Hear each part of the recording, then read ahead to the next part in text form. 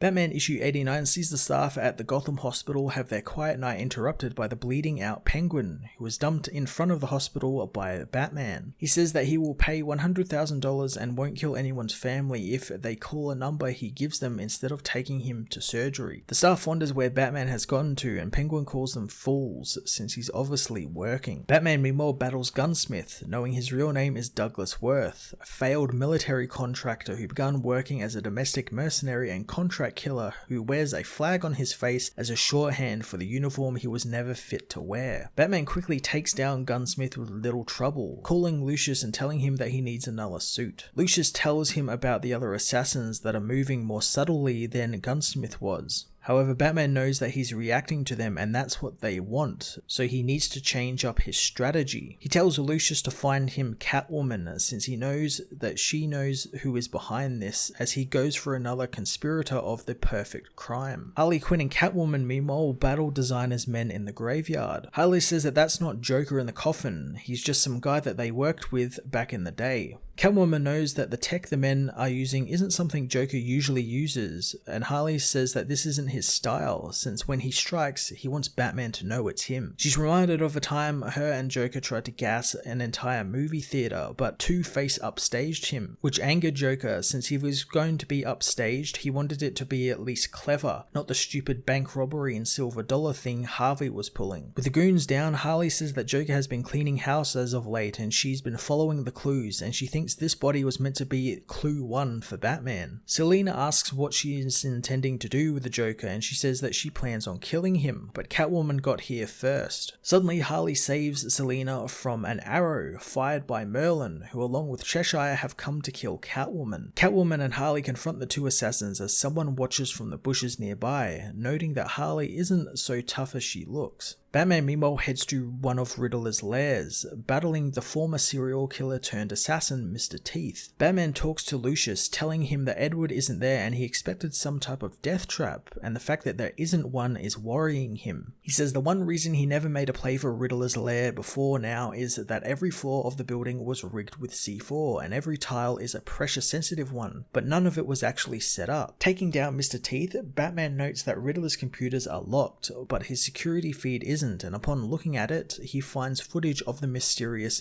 villain. Lucius runs the villain through their databases, but nothing turns up, but Batman knows that this person is the one who hired Deathstroke and the others. In the footage, Riddler is making hand gestures behind his back, so assigning them each a number, Bruce is able to find the code to get into Riddler's system, much to Lucius's amazement. Accessing the computers, Batman knows that the video has no audio since Riddler doesn't want him to hear what he or the villain was saying, but wanted Batman to see the villain. Batman hooks the computers up to Lucius and the Batcomputer, who find Deathstroke's location. Batman tells him to activate the Bat Spawn, so Lucius deploys the hundreds of little drones into the city, quickly tracking Slade down and keeping him busy. Soon Catwoman and Harley Quinn arrive, with the unconscious Merlin and Cheshire. Batman talks with Catwoman, demanding to know who the mysterious villain is. And Selina, however, is angered that the villain got Edward, saying Penguin is still in danger and so is Joker if he is alive. Bruce wants to talk with Selina privately, learning about the designer who she and the others made a deal with years ago. She says she will tell him everything, but first she apologizes for it. Elsewhere, Punchline contacts Joker, telling him that Catwoman and Harley found the grave, but Batman's attention is elsewhere. Joker is fine with that, since he's got all of the Bat family's secret identities and wants to go have a talk with them before the big game starts. Batman issue 89 was a great continuation of the designer mystery, as Batman is made well aware of the mysterious villain and begins his own investigation into him. I love the pages of Batman taking down the assassins and how he knows everything about them, what their MOs are, all the stuff they do.